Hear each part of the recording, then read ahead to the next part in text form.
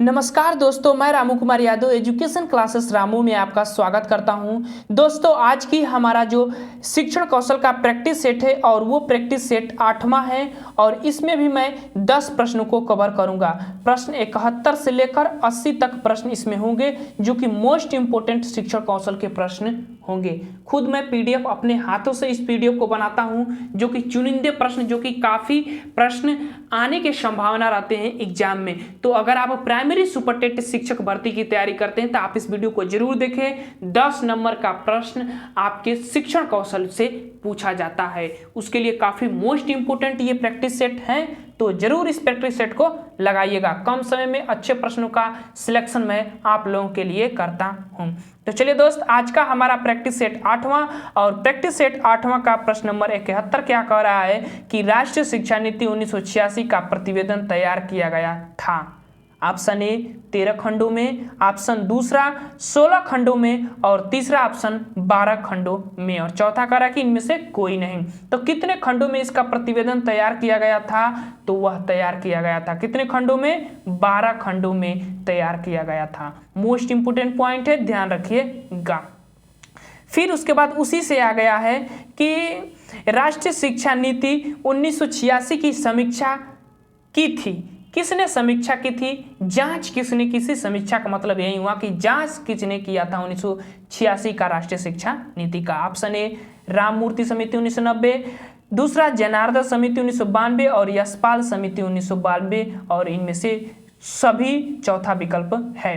तो देखिए, राष्ट्रीय शिक्षा नीति की समीक्षा की अगर हम बात करें तो इस सभी समितियों ने 1986 की राष्ट्रीय शिक्षा नीति का समीक्षा किया था, जांच किया था। तो इसीलिए हमारा डी वाला विकल्प जो है इसका सही हो जाएगा, ध्यान रखिएगा।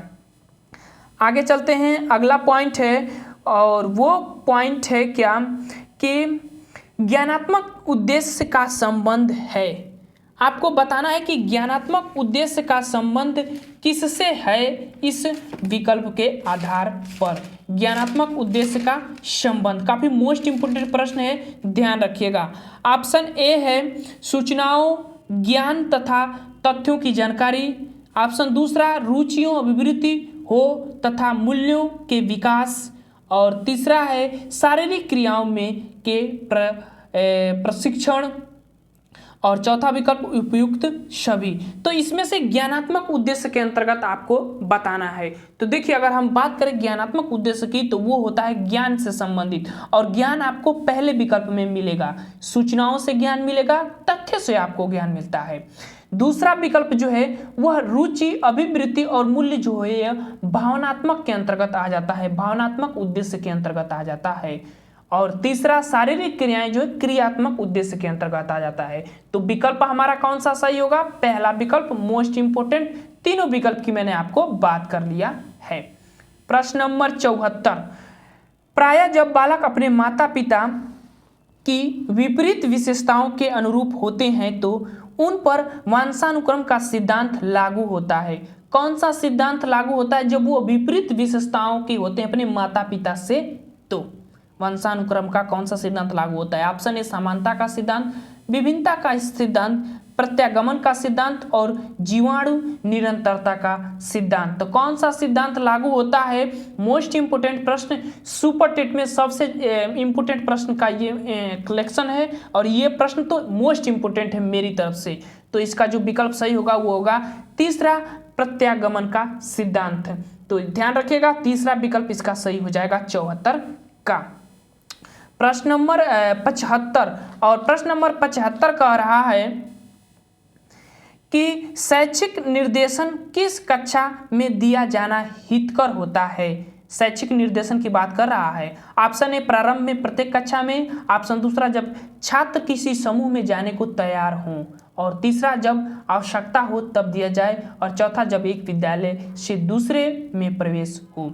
तो शैक्षिक निर्देशन किस कक्षा में दिया जाना हितकर होता है? तो वह होता है बेस्ट ऑप्शन हमारा दूसरा है, जब छात्र किसी समूह में जाने के को तैयार होता है तब उसके प्रति उसका निर्देशन दिया जाता है। तो दूसरा विकल्प 75 का सही हो जाएगा। प्रश्न नंबर 76, निम्नलिखित शिक्षण स्तर में कौन सा स्तर कक्षा के पर्याप्त वातावरण के लिए खुला और स्वतंत्र होना आवश्यक है? किसके लिए खुला और स्वतंत्र होना आवश्यक है? उसका वातावरण शिक्षा के स्तर पर अगर आप देखते हैं तो ऑप्शन ए स्मृति स्तर, दूसरा बोध स्तर, तीसरा चिंतन स्तर और चौथा उपयुक्त सभी। तो देखिए खुला स्तर मतलब खुला वातावरण होना चाहिए और वो होना चाहिए चिंतनशील स्तर के अंतर्गत। तो हमारा तीसरा विकल्प 76 का सही हो जाएगा। प्रश्न नंबर अब आ जाते हैं 77 पर, और ये प्रश्न कह रहा है कि यदि कोई व्यक्ति शिक्षक बनना चाहता है तो उसके लिए आधारभूत आवश्यक है। क्या उसके लिए आधारभूत आवश्यक है? मोस्ट इंपोर्टेंट पॉइंट, आधारभूत आवश्यक क्या है? देखिए विकल्प प्रश्न काफी मोस्ट इंपोर्टेंट है, ध्यान रखिएगा। प्रश्न विकल्प को देखते हैं। पहला, शिक्षण में वास्तविकता, दूसरा विषय का ज्ञान, तीसरा छात्रों को नियंत्रित करने के बारे में आत्मविश्वास और चौथा है अच्छी अभिव्यक्ति। ये तो सभी शिक्षक में होना चाहिए एक शिक्षक के लिए, लेकिन आधारभूत आवश्यकता की जब बात होती है तो उसका आधारभूत क्या होता है? उसका विषय का ज्ञान आधारभूत होता है, तभी तो वो पढ़ाने के लिए जा रहा है कि वो उस विषय की ज्ञाता है, वो पढ़ाने जा रहा है। अगर ये चीज आधारभूत आवश्यकता नहीं होता तब आप तीसरे विकल्प पर जा सकते हैं कि उसका आत्मविश्वास होना चाहिए कि छात्रों को नियंत्रित करने में उसका आत्मविश्वास, खुद पर विश्वास होना चाहिए कि मैं छात्रों को नियंत्रित कर सकता हूं अभिव्यक्ति से अपने। तो हमारा बेस्ट ऑप्शन इस प्रश्न के आधार पर दूसरा होगा। तीसरा तब होगा जब आधारभूत की बात न होगी तब। तो दूसरा विकल्प इसका सही हो जाएगा। प्रश्न नंबर 78, उत्तर प्रदेश शैक्षिक प्रबंधन एवं प्रशिक्षण संस्थान की स्थापना किस योजना के तहत की गई थी? ऑप्शन ए उच्च शिक्षा योजना के तहत, माध्यमिक शिक्षा योजना के तहत, बेसिक शिक्षा योजना के तहत और चौथा है संपूर्ण साक्षरता अभियान के तहत। तो 78 का कौन सा विकल्प सही हो जाएगा? तो वो होगा संपूर्ण साक्षरता अभियान के तहत उत्तर प्रदेश में शैक्षिक प्रबंधन एवं प्रशिक्षण संस्था की स्थापना किया गया था। तो चौथा विकल्प मोस्ट इंपोर्टेंट प्रश्न मैं रखा हूं। देखिए ये खुद मैं टाइपिंग कर इस प्रश्नों का कलेक्शन करता हूं, तो इस चीज को ध्यान रखिएगा। आप लोगों के लिए मोस्ट इंपोर्टेंट ये प्रश्न होते हैं। थोड़ा ये पीडीएफ काम नहीं कर रहा है, चलते हैं। अब हमने कौन सा प्रश्न देख लिया था? ये वाला, अभी ये प्रश्न है। प्रश्न नंबर अब हमारा है 79 और ये प्रश्न कह रहा है कि ऑकलैंड घोषणा पत्र 1869 की मुख्य प्रावधान क्या था? जो ऑकलैंड का घोषणा पत्र रहा था 1869 में। ऑप्शन ए प्रतिवर्ष 1 लाख रुपए व्यय करना, दूसरा ऑप्शन प्रतिवर्ष 10 लाख रुपए व्यय करना, तीसरा ऑप्शन है शिक्षा अंग्रेजी और देसी भाषा में दिया जाना और चौथा है संस्कृत एवं अरबी भाषा पर व्यय होने के पश्चात शेष धनराशि शिक्षा पर किया जाना चाहिए, खर्च किया जाना चाहिए व्यय। तो हमारा चौथा विकल्प इसका सही हो जाएगा। मोस्ट इंपोर्टेंट, ध्यान रखिएगा।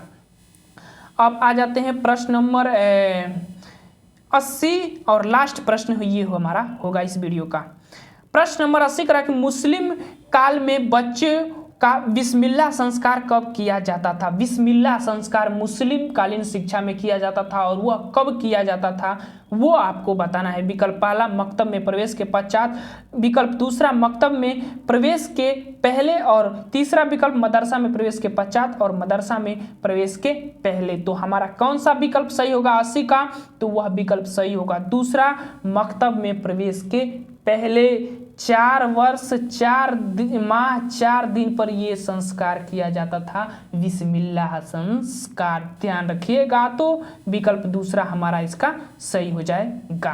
तो ये थे मोस्ट इंपोर्टेंट 10 प्रश्न प्रैक्टिस सेट हमारा 8वां का। तो वीडियो पसंद आ रहा हो तो चैनल को लाइक कीजिएगा, शेयर कीजिएगा, सब्सक्राइब कीजिएगा। चलिए दोस्त, जल्द ही मैं अगला प्रैक्टिस सेट लेकर आऊँगा। वीडियो को समाप्त करते हैं। Thank you for watching this video.